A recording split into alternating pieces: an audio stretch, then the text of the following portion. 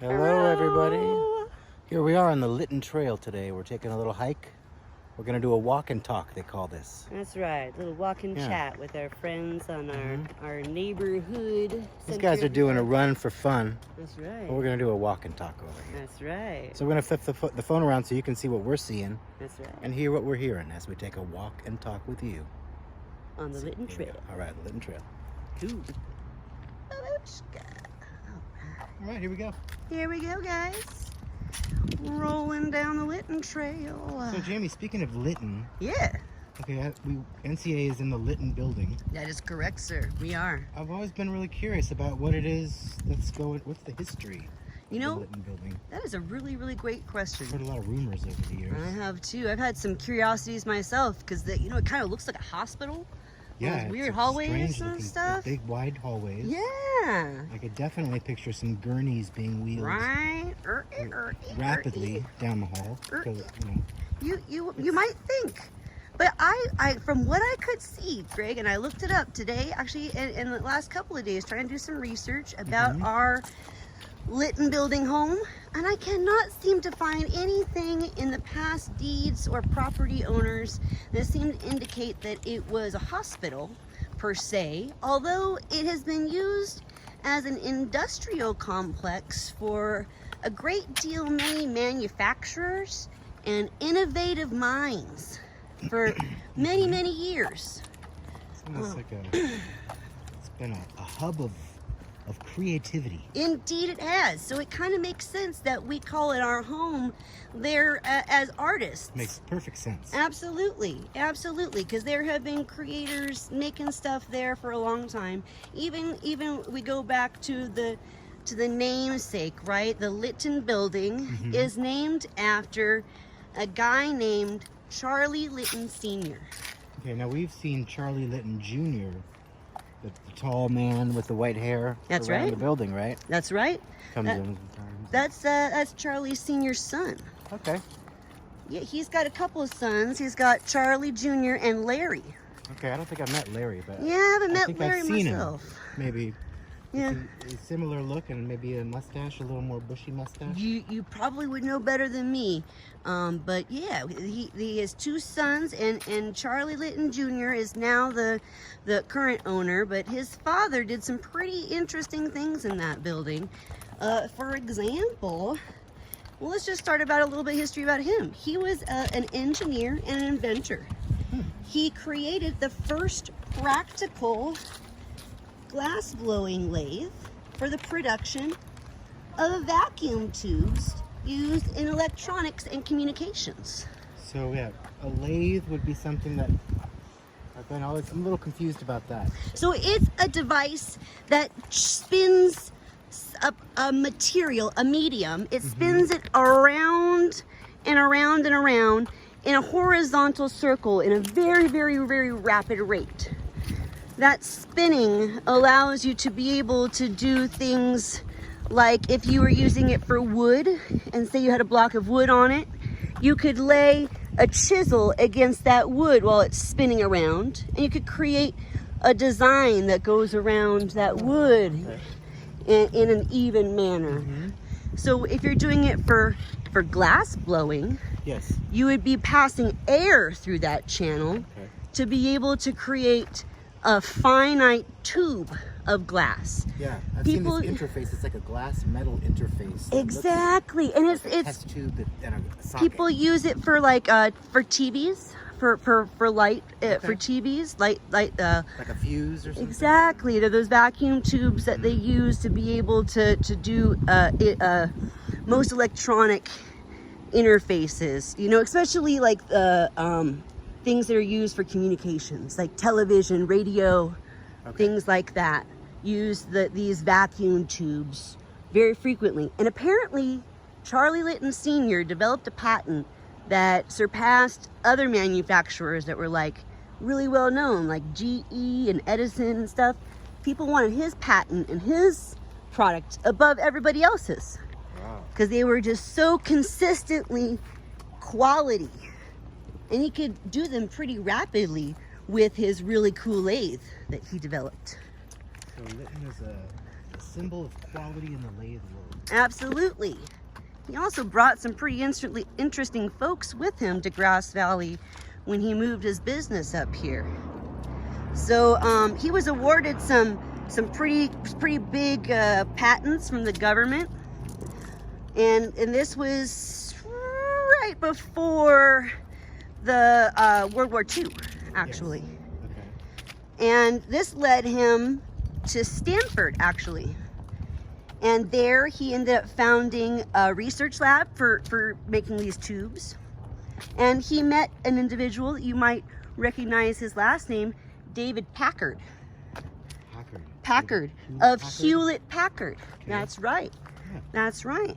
So they actually helped recruit David Packard to this research lab in Stanford. So Charlie Litton Sr. helped to discover and recruit David Packard to Stanford, where he would later go on to found the company Hewlett Packard.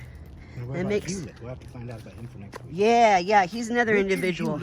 That's right. So in 1954, it was when Charlie Litton Sr. sold the rights of Litton Industries to Electrodynamics and moved his machinery manufacturing shop to Grass Valley. Whoa. That's where we are. Yep, and that's where he purchased the Litton building. He convinced. Do we know when that was? That was in 1954. Wow. Don't know an exact date of that, but so the Littons have been in the house since 1954. That's right. And it said that their love of the Sierra Nevada landscape, the people, the climate, all of that is what brought them up here. So it wasn't so much that the industry was booming here, it was that they just loved the area so much. They felt like this was a great place to bring innovation. So. And it's interesting also that the Grass Valley group, also a big technological innovator, was also up in the area as Funny you mentioned that, Greg. Funny you mentioned that, because in fact, our friend Charlie Litton Sr., it was his friend, Dr. Donald Hare, that he brought to Grass Valley and would later found the Grass Valley group. Wow. So it was because of our friend, Charlie Litton Sr., that the Grass Valley group got founded by our friend, Dr. Donald Hare. And they used to be located next door to the Litton building. That's right. That's right. They were all there in the same complex. That's right. And they make video components, right? Yeah. They were they make other things video now, components and other communications. They were in the same industry of communications. That was their field for sure. And both of them became leading contributors to the development of the Nevada County Air Park, our airport, and also the Sierra Nevada Memorial Hospital. Yeah. Cool infrastructure we have here. Right. We've definitely got some cool history around here. Now, one thing I was curious about when I was doing this research was whether the Litton Trail was connected to any of this history. So what I was able to find out is apparently the Litton Trail was constructed and paved by the Bear Yuba Land Trust in 1996. And then why did they call it the Litton Trail? Just because I imagine probably because it's connected to the Litton Hill. Like it kind of runs all the way around the Litton Hill complex. The Litton Hill.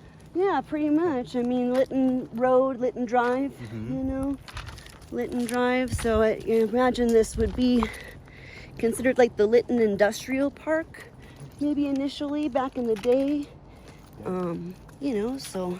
It might have been the only thing around here too, because there's certainly no briar patch or no That's a good point. Adjacent medical buildings. That's a good point. Like when did the college go in? That probably was one of the biggest main structures that got put in there. Maybe the fire department. I mean, gosh, that would be kind of a cool thing to look up. Maybe look into what was there when.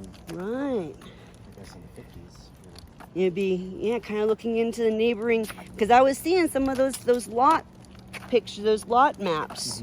That's what I was kind of looking at to see if I could see, well, what was it zoned as? And it's always been commercial. So at least as far as from what I could see for the dates that I had handy right there. So we'll see.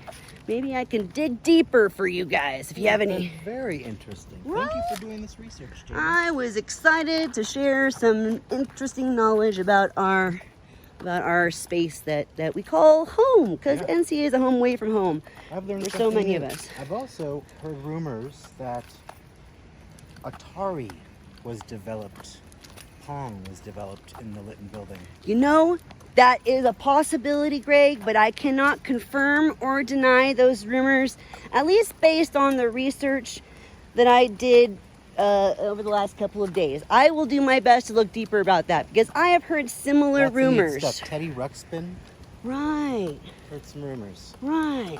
I heard something about like microwaves. Microwaves. Some things like that, you know. I've actually seen a microwave with the name Litton on it, so I know that there Right. is some kind of a connection. Absolutely, absolutely. So Maybe these it's a coincidence. and these are things that I was hoping to find answers to in my hunt, but I have yet to dispel or confirm those rumors. So we will get back to you on those. But that is an excellent question, Greg, because I had the same also questions. remember seeing photos of Neil Young, the rock musician, who No who way. I love, No way. in the building, Really? in the Litton building, doing some research or meeting with someone regarding a model train set, Really? because he and his son enjoy model training as a hobby. That would be very interesting to find out more about. I wonder if that had anything to do with some of the electronics and other Wondering things too, that I'm thinking so. might have been happening. So that's really cool. Maybe we can find a back door to some of this knowledge by doing some Neil Young research. So, hello, Mr. Squirrel, running towards us. Hey, just squirrel, squirrel. So yeah, that's my knowledge about Litton. Hope you guys found that interesting. I sure did. I learned a lot. Thanks, Jamie. Yeah, happy to share. Happy to Very nice. share. It's been a nice walk. Has been a nice walk, huh? A walk and talk. A walk and talk. You Gonna know. do a run for fun. See ya. Oh, there he goes. I'll stick with walk and talk. Okay, whew, More man. relaxing. I don't know if I can keep up with you with all that Forget business. that. So while we walk and talk, I'm gonna knock knock. Oh yeah, okay. Who's there? Interrupting pirate. Interrupting. Arr! You got me. So, hey Jamie, did I tell you that I'm thinking about applying for a job over at the old McDonald's farm. Oh, really? Yeah, the position's opening up for CIEIO. Oh, but